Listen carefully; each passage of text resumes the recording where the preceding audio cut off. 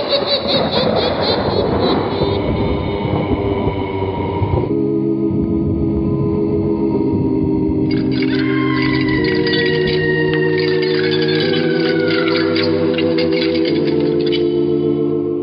Mysterious Old Radio Listening Society podcast.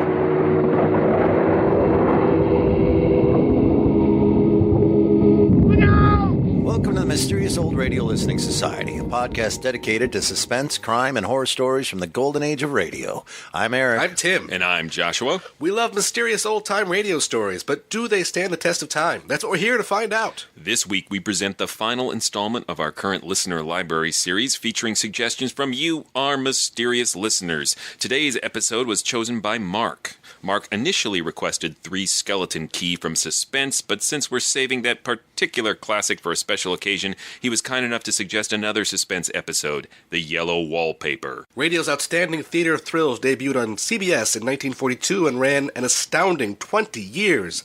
During that time, Suspense featured a veritable cavalcade of stars, including one actress who became forever linked to the show, Agnes Moorehead. Her compelling performance in the Suspense classic Sorry Wrong Number earned her the title First Lady of Suspense, and Moorehead returned many times to the show, including today's story, The Yellow Wallpaper. The Yellow Wallpaper is based on the classic short story by Charlotte Perkins Gilman. Suspense first aired the story in 1948 and again in 1957. Both versions starred Agnes Moorehead, but Mark expressed a preference for the 1948 version, and we agree with his assessment. The script differences between the two are minor, but as Mark points out, the performances in the latter feel frantic and overly dramatic. Mark was also kind enough to provide some background on Gilman's story, as well as a few questions to consider as we listen.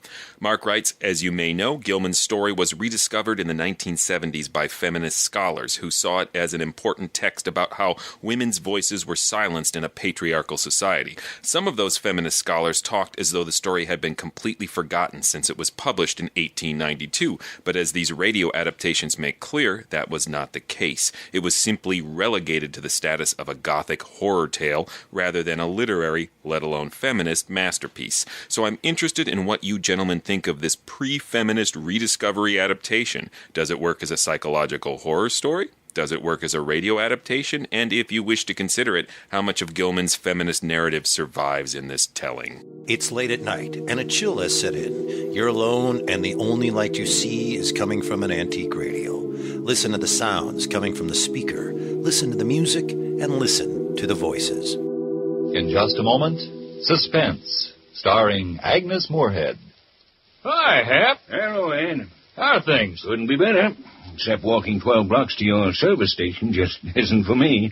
You got my new spark plugs in? Just finished putting those brand new Autolite resistor spark plugs in your car. Guess she takes a big load off your arches, eh, Hap? Sure does. My feet have the pep, but not the pickup. What are you listening to tonight? Oh, it's Thursday, Hap. I'm listening to the Autolite Suspense show. Never miss it. Well, here's where I rest my weary bones and listen to Agnes Moorehead.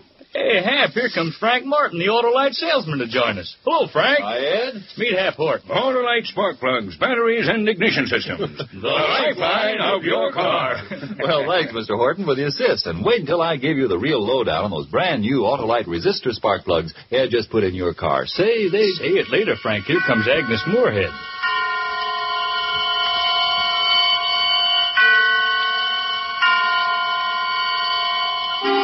Suspense.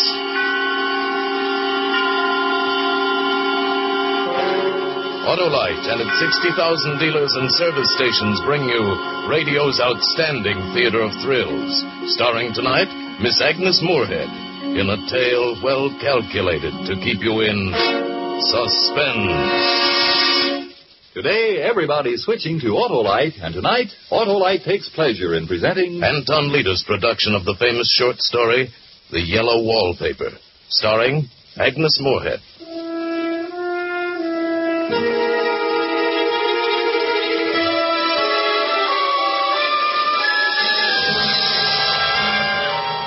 I've never seen a worse wallpaper in my life.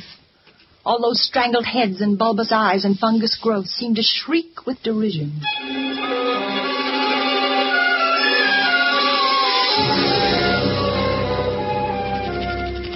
When we came to this house, the minute I saw it, I made up my mind secretly to start writing again in spite of them. But I don't dare let John know I'm keeping this journal. It's difficult being married to a doctor. John's an excellent doctor, I'm sure, but he's so inconsistent about me. He says I'm not really sick, that I'm only a little run down from caring for the baby, that I have a temporary nervous depression. Yet he prescribes phosphates or phosphites, I don't know which, and tonics and exercise. And he absolutely forbids me to work until I'm well again. He hates for me to write a word. But writing is such a relief to my mind. I can write down things, tell things here that... No, John says I'm not to brood about those things.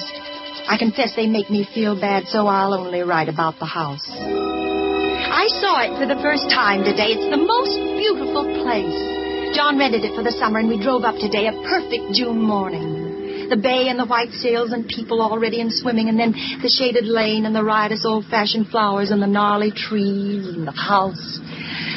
The house standing alone in the summer stillness.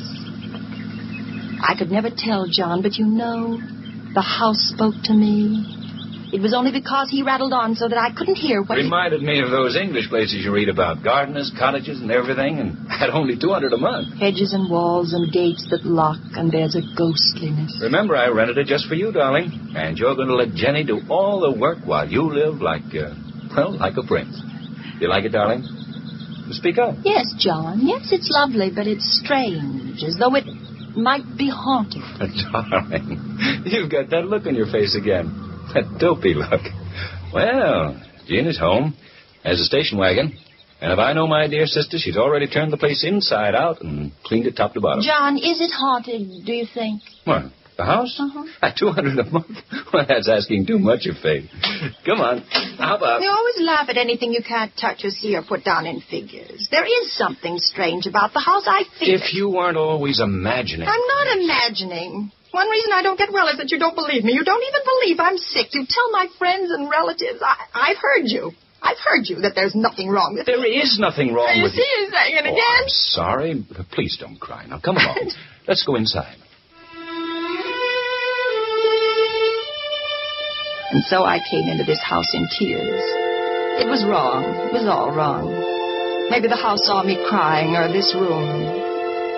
I got so unreasonably angry with John. I shouldn't, I know. He's so careful and loving, and I repay him so badly. I should control myself, at least in front of him. And it makes me so tired not to show what I feel. Jenny met us at the door. Naturally, she saw I'd been crying, but she took pains to ignore it. Well, hello, you two. You're early. You must have started at the crack of dawn. How was the trip? Made it in less than 2 hours. They're like as peas in a pod, Jenny and John, both efficient and kind. And how did you bear up, Pet? Oh, very well, thank you, Jenny. Both kind and both somehow cruel. But I don't really think that. Well, you're just in time for lunch. I bought a flounder down at the wharf and cooked it with capers and cream. Sound good? Wonderful, Jenny. May I see the house first? The whole grand tour? Oh, Pet, the flounder will cook to death. Well, at least my room. Our room. All right, if you insist. But if that fish is spoiled, don't blame me. Why would I blame her? Whose room is this, Jenny? Yours? Uh-huh, it's small, but it's near the door and the telephone. Oh, John, look. What? Let's take this one for you and me. I love those roses over the window. I've already put your things upstairs, Pet. Well, this has a little porch and such pretty old-fashioned chintz hangings. Let's You'll take love the this room one. upstairs, darling. And you can see there's no room in here for 2 beds. And I won't hear of being in separate rooms. I'm going to make you rest and take your tonic. John and I have talked it all over. And the room at the top of the house has so many windows. And you know, darling, you must absorb lots of fresh air. Get your appetite back. They smother me with concern. They crush me with kindness. Come along. There's a good girl. All right, you know what's best. And you're going to like that nursery. It gets loads of sunshine.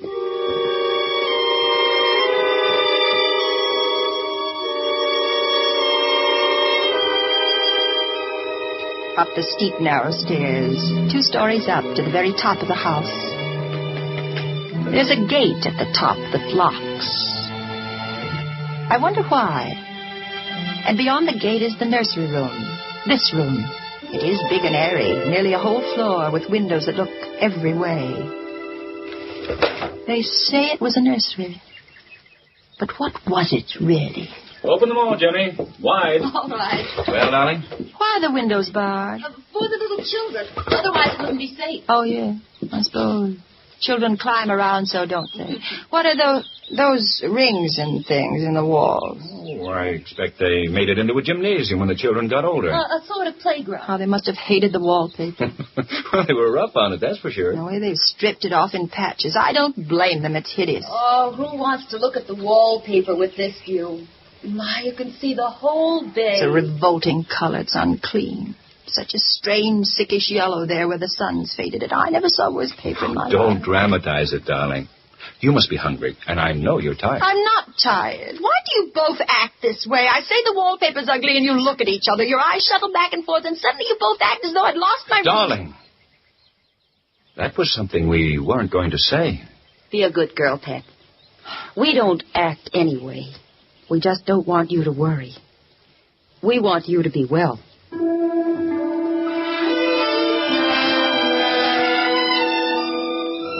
It's true, that's all they want. John laughs at me, of course, but one expects that in marriage. And he says I have foolish fancies, and he sometimes can talk them away, but not this time. No matter what he says, it's a smoldering, sulphurous, unclean, it's hideous wallpaper. No wonder the children scratched at it and stripped it down. No wonder they gouged the plaster with their little fingernails. No wonder they hate it. I hate it myself. And somehow, I feel it hates me.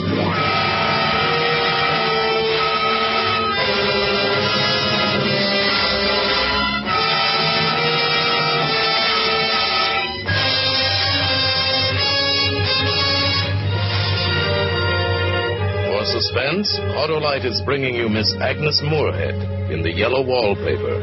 Autolite's presentation of radio's outstanding theater of thrills, Suspense.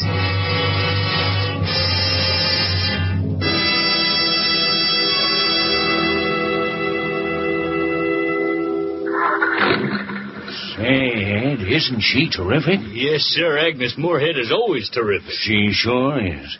Say, car sure sounds good. I couldn't resist stepping on the starter.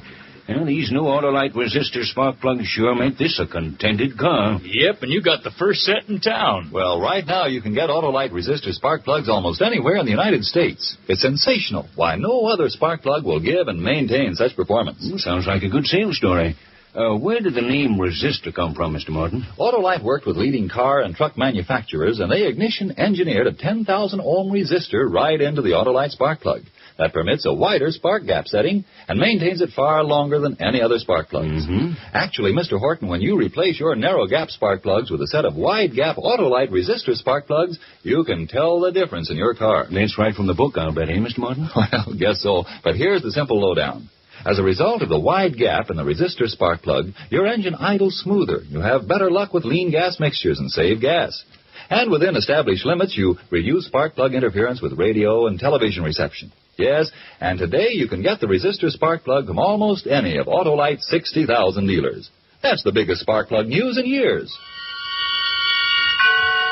And now Autolite brings back to our Hollywood soundstage Miss Agnes Moorehead as star in The Yellow Wallpaper, a tale well calculated to keep you in suspense.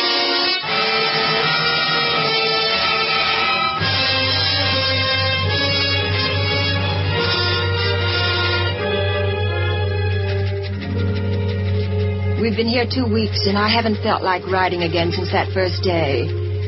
I'm sitting by the window now, up in this frightful nursery room. There's nothing to stop my riding as much as I please. John is away all day, and sometimes even at night if he has a serious case. I'm glad my case is not serious. But these nervous troubles can be depressing all the same. I cry at nothing and cry most of the time. John doesn't know how much I suffer. He knows there's no reason to suffer, and that satisfies him. I suppose John was never nervous in his life. He laughs at me so about this wallpaper. No, I won't let you have your way, you silly goose. If we'd taken the room downstairs, you'd be seeing faces in the chin straight. Not faces. Look at that spot, John. And that one over there. Yes, I see. It's a repeating pattern. It's a broken neck with two bulging eyes staring at me upside down. And to me, it's climbing ivy or some kind of a vine. Take your choice. Could be anything. Besides, I can't repaper a room just for a 3 months rental. Well, then let's move downstairs. Take me away from her. Don't you see, John? It hates me.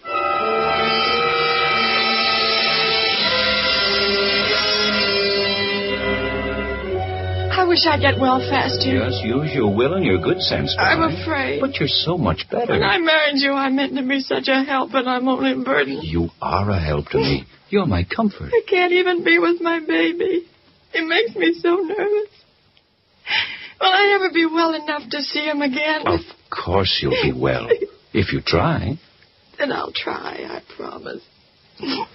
From now on, I won't look at the wallpaper, and I'll stop seeing things out of the windows. Out the windows? I see people walking up and down the paths and in the arbors. I know it's silly, and it's only in certain lights when I look at the wallpaper from the bed that I see... See what? Nothing. Nothing. No, you're right. There's nothing except a pattern.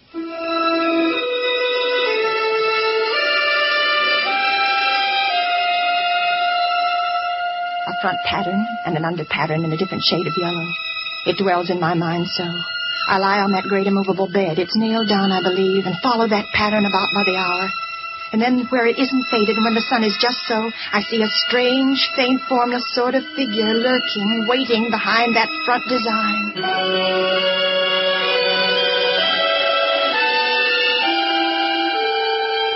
I don't know why I should write like this day after day. I don't want to. I don't feel able.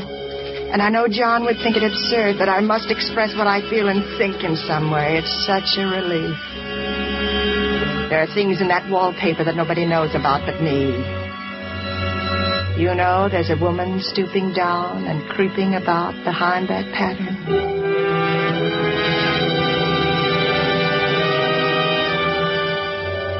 Last night it was moonlight, and the moon shines in all around just as the sun does.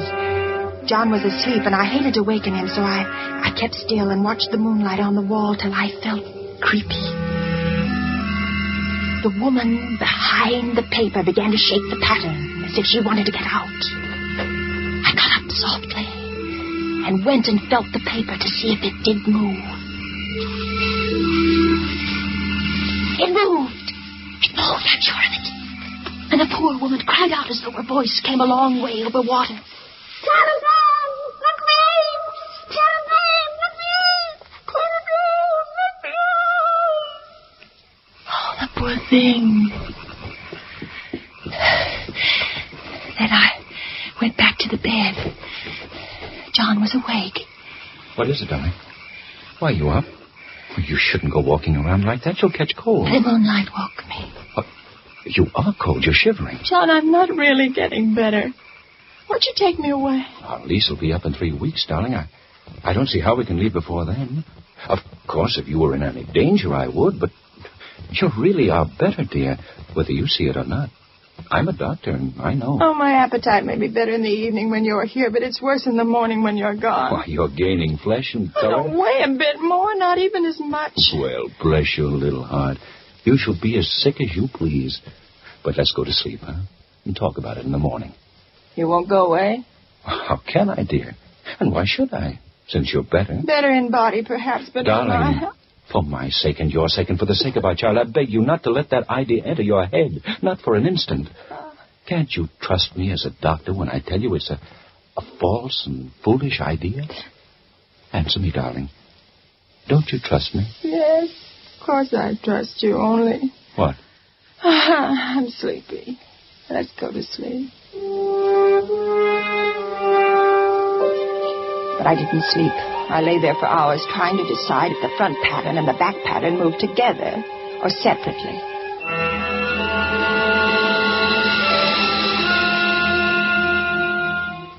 At night, in the moonlight, the front pattern becomes bars. And the woman behind it shakes the bars. Yes, she shakes the bars as she creeps around.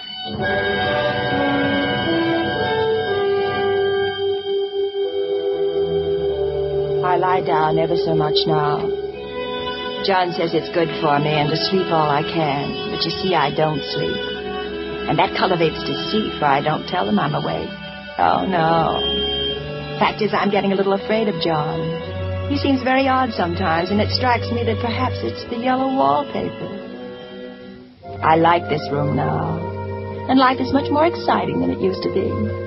I have something more to expect, to look forward to. to watch. And I really do eat better, and I'm quieter than I was. John is pleased to see me improve.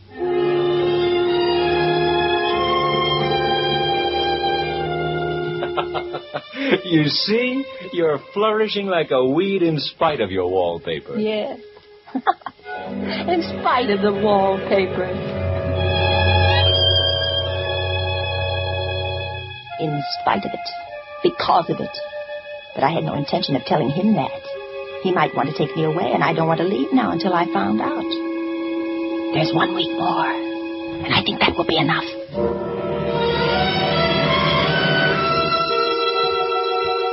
There's a funny mark on the wall low down near the mopboard. A streak that runs around the room. Goes behind every piece of furniture except the bed.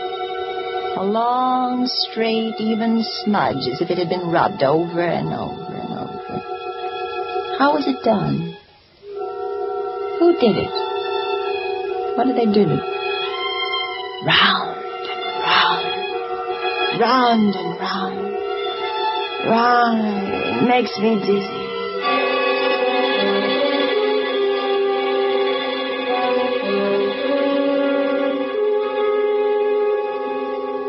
I've really discovered something at last. There are a great many women behind the pattern, and sometimes only one, and she creeps around fast, and her creeping shakes the pattern.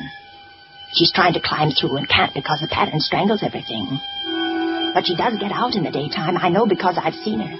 When a car comes, she hides in the blackberry vines. I don't blame her. I'd hide, too. I always lock the door when I creep by daylight.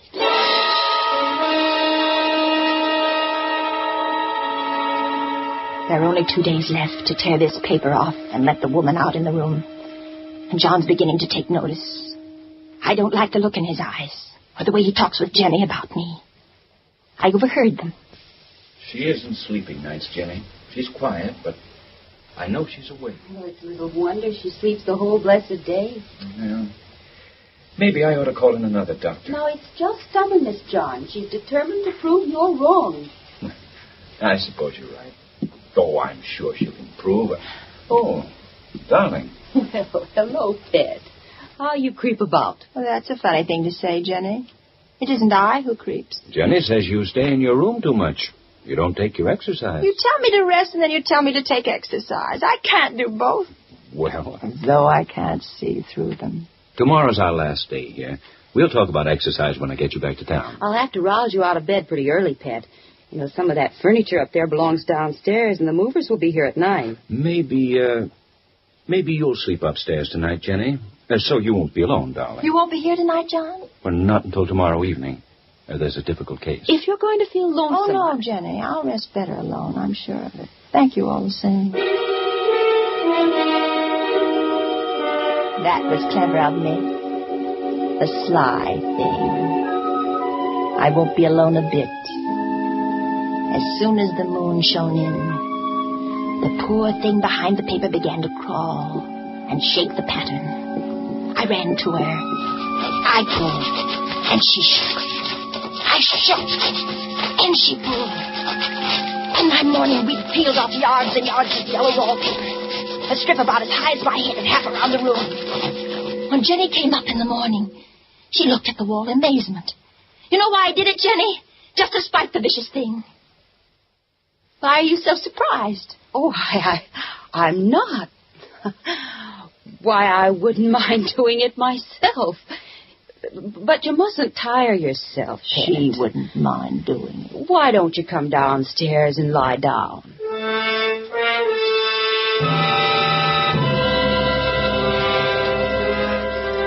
How she betrayed herself, that Jenny. She wouldn't mind doing it. But I'm here and no person touches this paper but me. Not alive.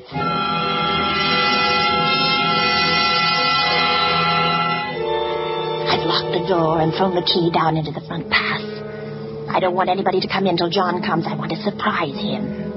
And I've got a rope up here. Even Jenny doesn't know that. If the woman gets out from behind the pattern and tries to run away, I can tie her securely to one of the rings in the wall. There she is. There, see how the pattern moves. I wallowing in seaweeds. Oh, it'll strangle her unless I help. Wait, I'll help you. I'll peel off the paper all I can. Wait, be patient. You push. You push it, I'll pull. Oh, it sticks horribly to the plastic. I can get it off with my teeth. Oh, it hurts. But I'm getting it. Wait, just a little bit more. I'm getting it. A little bit more.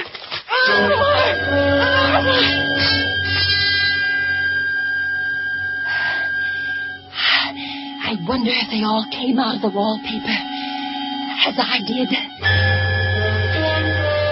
I think they did. But I have you securely tied by my rope now. You'll never get away.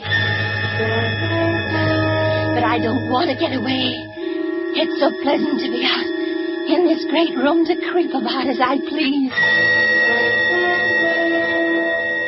It's so pleasant. But I suppose I'll have to get back behind the pattern when night comes. That will be hard to do.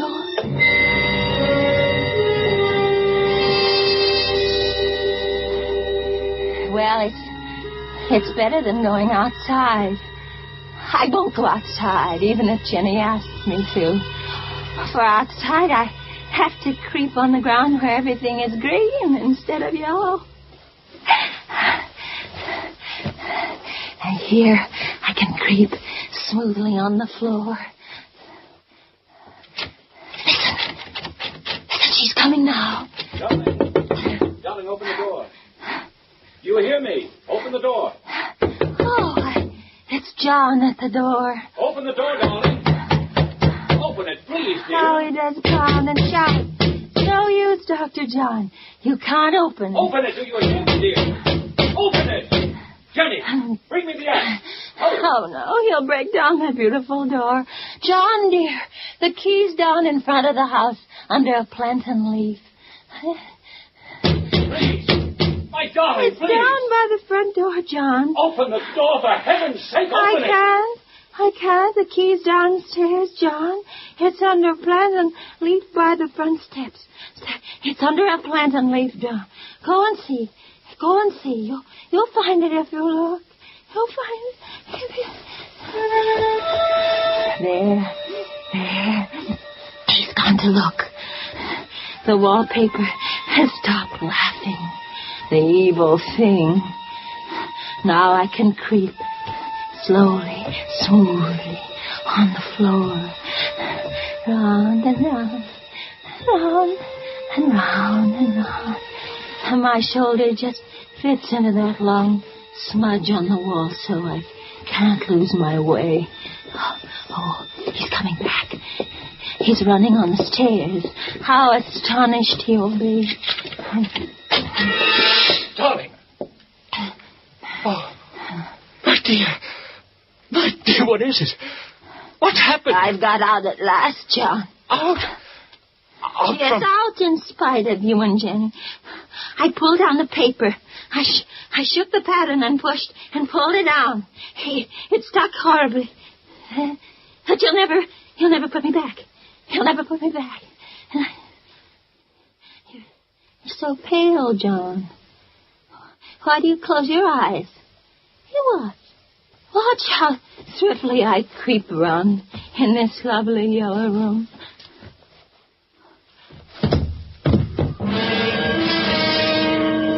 Fainted? Now why should that man have fainted? But he did. And right across my path by the wall, so that I have to creep over him every time, round and round and round and round.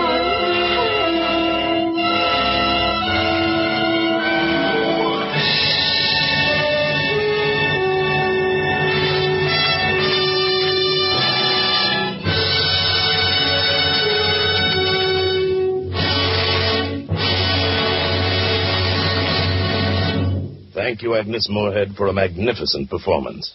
Miss Moorehead will be back in just a moment. Oh, what a show. That Agnes Moorehead's really some actress. Well, I guess I better head for home and motherland. Okay. Oh, say, Mr. Martin, can you give me those simple words of yours again? My boy Billy pesters me with slogans. You bet, Mr. Horton. When you replace your narrow gap spark plugs with a set of wide gap Autolite resistor spark plugs, you can tell the difference in your car. For example, your engine idles smoother. You have better luck with leaner gas mixtures and save gas. And within established limits, you reduce spark plug interference with radio and television reception.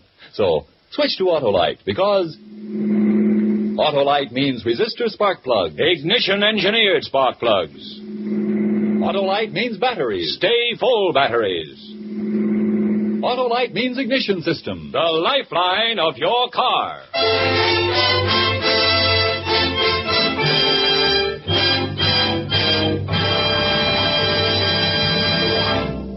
And now here again is Miss Agnes Moorehead. It's always a great pleasure for me to appear on Suspense. I've thoroughly enjoyed this appearance this evening. And next week, when I turn listener again, I'll join the rest of you to welcome Mr. Charles Lawton's return to these microphones in a role written especially for him. Next week, then, An Honest Man, starring Charles Lawton, on Suspense.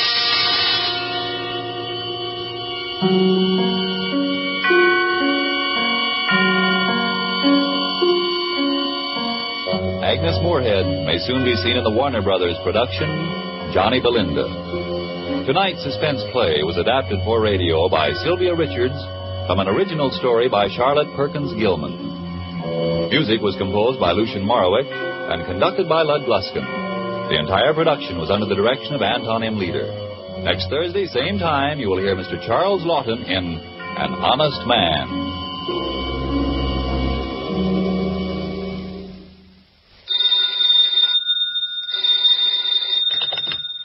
This is the Autolite Suspense Show saying good night. Switch to Autolite. This is CBS, where 99 million people gather every week, the Columbia Broadcasting System. That was the Yellow Wallpaper from Suspense here on the Mysterious Old Radio Listening Society podcast. Once again, I'm Eric. I'm Tim. And I'm Joshua. And that is, again, part of our listener library series as we are doing requests this month from our listeners. That one came to us from Mark, who also gave us a bit of a homework assignment for this. Let's just cut through all the nonsense and start this with, this is obviously an amazing and beautiful and wonderful piece of old-time radio. Yeah. I don't know how we could stumble around until the very end and then we'll, well, I thought it was of course it is. I mean, this is really a great story, for starters. From the original to this adaptation, it's really well written. It's extremely well performed by the First Lady of Suspense, Agnes Moorehead, who is phenomenal in just about everything she does, and that includes being Bewitched's mother. As they said at the top, this is where I rest my weary bones and listen to some good old Agnes Moorehead. Yeah. I like at this point, she is such an important part of Suspense that even Hap and the Autolite idiots are talking about who Agnes Moorehead's on it. Yeah, it's and awesome. Even the sponsor is second fiddle as Suspense says, that's enough of you guys talking, we're starting the show. It interrupts their commercial, which I love. Like, okay, you guys are done. I like to imagine Agnes Moorehead sitting behind a mic giving them like a wrap it up gesture. Let's talk about the story of the Yellow Wallpaper. And as Mark had alluded to, this can be read or listened to in two different ways, or both ways at the same time. It is a terrifying story of someone that gaslighting is going on. She's being gaslit by her husband. And what was it, 1897? 1892, yeah, I think. Think about how long ago that was and how if someone just wrote that today, it'd be like, good story. Right? Yeah. So before we delve into the other things, let's talk about the story on just a horror base. I'm so grateful to Mark for suggesting this one because the story of the Yellow Wallpaper is incredibly important to me personally. It's all about the white male now, right? That's right. It's really a story about me and my background. I saw a live production of the Yellow Wallpaper back in 2000-something, early noughts, whatever the 2000s were called. as part of the Minnesota Fringe Festival. Never read the story before, never knew anything about it, and just loved it to bits. It was a one-person show. Oh. And really kind of lit the fire into me of doing some horror theater and doing horror one-person shows, and that's what I did some years later. This story really left a mark on me of how skillfully it was put together, how the subtlety of the psychology, I'll say that. Yeah.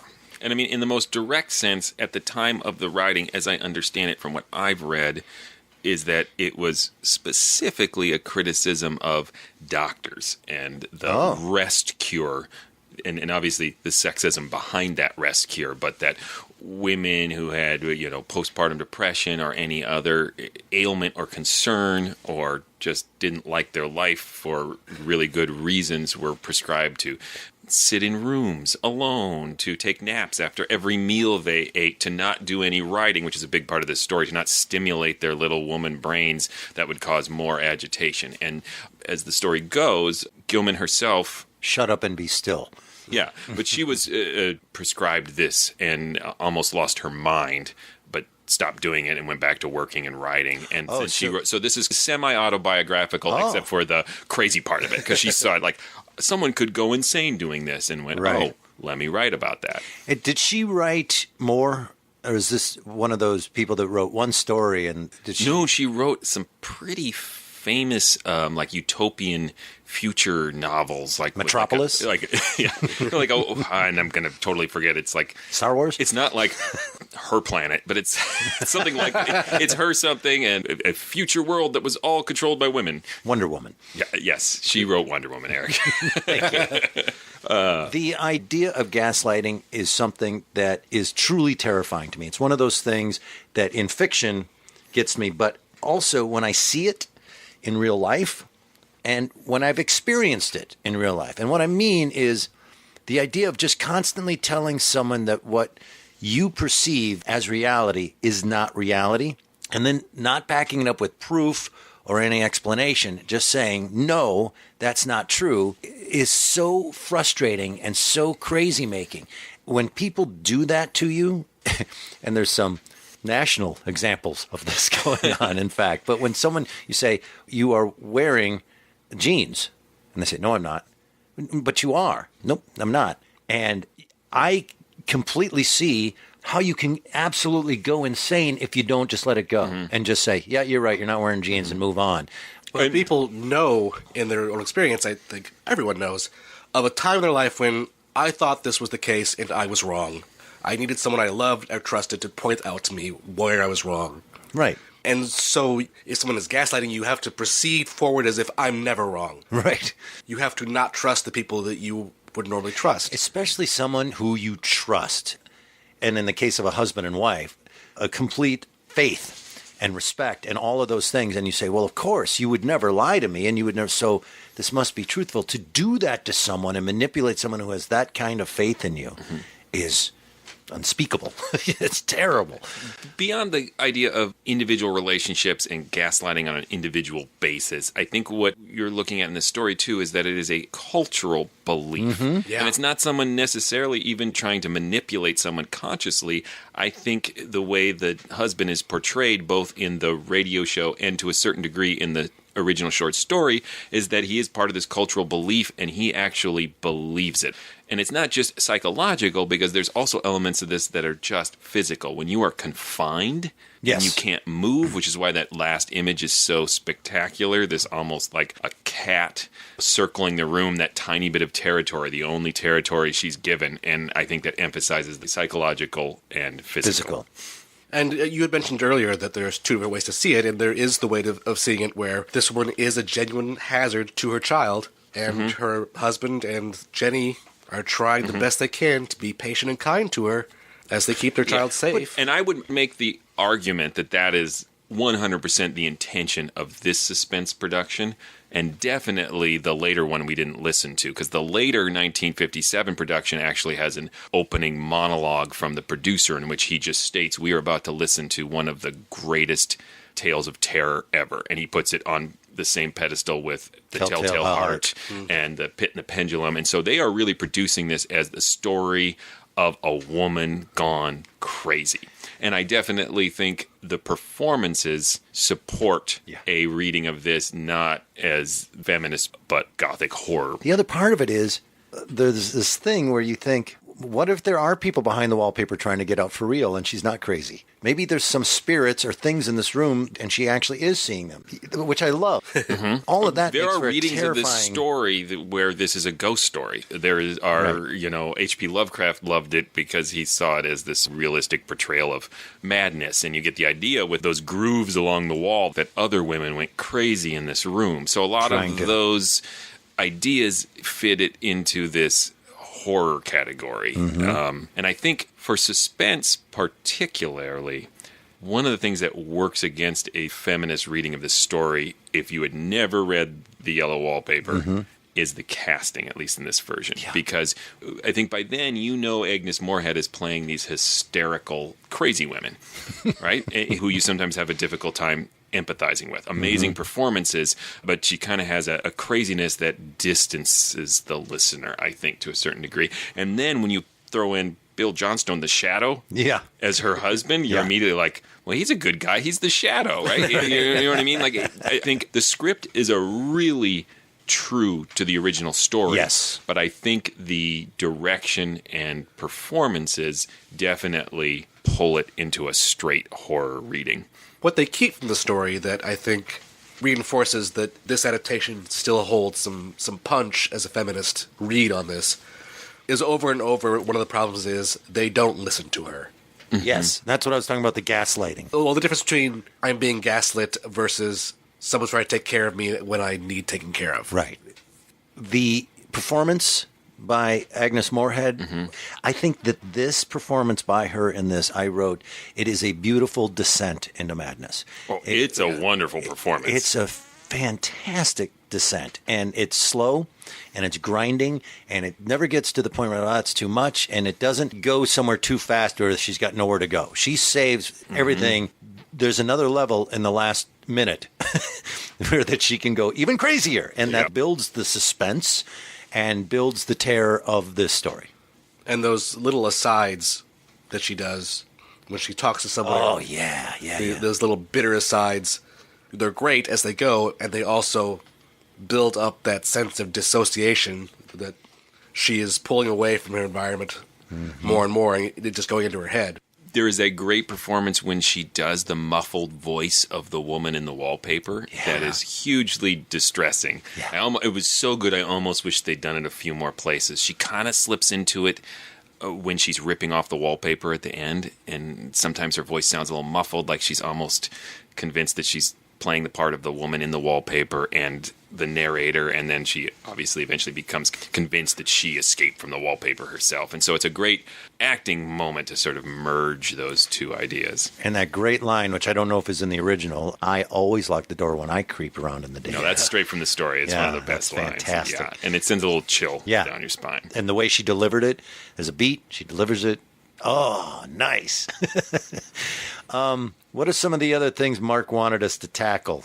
Does it work as a psychological horror story? And I think we're all agreed that yes. Yeah. Does it work as a radio adaptation? Yes. The one thing I would say, does it work as a suspense radio adaptation? Like, for me it does, but I asked the question, if you had no familiarity with the Yellow Wallpaper, it's very different from your usual suspense. Well, but you hadn't read it, but you knew of it. Like, for example... Yeah, I knew of it. There is no... Again, this is not a criticism, but for the suspense formula, there is no twist. I see at the top of the show, it's a woman going crazy, and the big twist is, yep, she's going crazy. So from a suspense formula, you listen to it and go, maybe the husband is doing this on purpose. Maybe he's poisoning her. Maybe those would be the kind of typical suspense twists. Like that first stinger is, I hated the wallpaper, and it hated me too. That struck a little sour with me of like, that's not really the vibe I get from the story of what's important about the story is how the wallpaper feels about her. Yeah, it seemed like it was jammed in there for a suspense sting.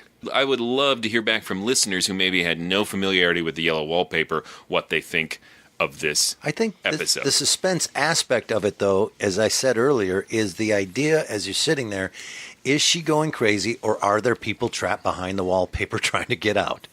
But that comes pretty late in the suspense structure. Yeah. All I'm saying is this is very different structurally from a lot of Suspense episodes. Okay. Like I said, I think this is a fantastic adaptation of the short story. I would be interested to hear this script performed in a slightly different way, asking the audience for slightly different sympathies than perhaps the performers did in this recording. Mm-hmm. I find that interesting, what sort of power knowing the actors and knowing what they've been cast in previously can affect your feelings toward the characters. Yeah. I have seen 2 live versions of this, and in that same vein of like the relationship between the husband and Jenny becomes very sinister when you sympathize with the wife. Yes. Of like, they're ganging up against me. I'm helpless in my own home. Yeah, and at the top, she's pretty defensive already. She does not like Jenny, and I don't know that we really get an idea from the radio version why she doesn't, because the actress plays Jenny in a really reasonable, happy way. And so it's another reason to make you think this is just a woman who's crazy. And it's that central question of who do you trust for reliable information? And in this case, we're led to trust Bill Johnstone and Jenny. I mean, he's condescending. There are moments where you're like, come on, but no more condescending than he is to Margot Lane. And since Agnes Moorehead did play Margot Lane, there's a little bit of me who was thinking, is this what the shadow does to Margot Lane eventually? Is there any insinuation of a relationship between the husband and Jenny? Not in the original, but because I think the suspense structure makes you suspect that maybe that's not really his sister. Are they plotting against her? Yes, that's what I'm getting at. Especially when she's overhearing them and listening to them talk about her. I think the struggle against the suspense structure, air quotes, is how much there's not really a plot, really. It's very character-driven. Yeah. The character is the plot. What's surprising and enjoyable about it are the performances and the details as it unfolds. It is not a plot twist episode at all, which is very rare for Suspense. And it's interesting, if you get a chance, listeners, to hear the 1957 version. Agnes Moorehead is almost 10 years older, and she attacks it in a stronger way, as Mark pointed out. She seems more unhinged from the top, and she's older, so again, a call back to Bewitched, she sounds more like... like her Eudora? Yeah, Eudora, yeah. It's like, oh, she's maybe just going to turn John into a rat. Endora. Yeah. I just made the husband joke where he couldn't get her name right. And she called him Durwood. Yep. Yes. I point that out because it's interesting what small changes in performance and tone can have on interpretation of authorial intent. Right. Well, that's all I got. Yeah. That was really, really beautifully done. It was really fun to listen to. And I will say, from the suspense standpoint, in the dark, with my eyes closed, listening to this story, it is terrifying. So, yes, it works on the radio. Yes, it's a horror story that stands the test of time. I know what you're saying, Joshua, but I believe it hits all the marks for suspense. I think there is. I think it does hit the marks. I'm just saying it is an outlier, and I would be curious if someone who is not familiar with the original story, would it throw them off a little? Right. It's not as outlying as, the gibbering things in the shadow. Yeah. It's a little closer to home than that. But you're right. It's slightly different. And that final image was just straight from the story of her crawling on all fours, rubbing her shoulder against that groove that is mysteriously already there in the wall, and climbing over her husband who has fainted at the sight of it is pretty chilling. Because you mentioned the shoulder height groove. I had always taken that in the story to be that she is just now seeing the effects of her own circling. That she been put doing that the entire time. Well, yeah, it's open to those type of interpretations. Or is it really close to the ground because, as they say at the top, kids just did that. Yeah. Or is this a room that some other mad woman has been trapped in, and she is sort of revisiting that because the claw marks where they are, and the bed is bolted to the ground, and bars in the window. So there's that suggestion that maybe someone else got locked in here, or maybe the children went insane. Do we need to explain for younger listeners of the podcast what wallpaper is? No? Are we good? Okay. I feel confident, but if you have any questions, listeners, email us. Don't trust the internet. We'll tell you what wallpaper is. We know what wallpaper is. We're not gaslighting here, but we know. I will say that the concept of wallpaper is so ridiculous. What a really hard thing to put up for very little results. Just paint the wall. So much work. we're not sure how it works as a feminist critique, but as a critique of wallpaper, this is brutal. Oh. This is a vicious critique of wallpaper. All right, let's throw our final votes in. Tim? Classic. Classic. Stands the test of time. There you have it. Boom. Thank you, Mark. Really wonderful to listen to that, and thanks for the recommendation. And we'll be getting to 3 Skeleton Key, Mark. Your other recommendation. That's coming down the pike. I would say that is our most requested episode. So, if you want to learn more about the Mysterious Old Radio Listening Society, go visit ghoulishdelights.com. There you'll find out information about our live shows. We will be performing live shows at the James J. Hill Center coming up in the next few months. You'll also find other episodes of this podcast. And when we say live shows, just want to clarify, we do recreations of old-time radio shows. It's not coming to watch us do a podcast, which some people do. Joshua. Also, please like us on Facebook, follow us on Instagram, and go to iTunes and write a review.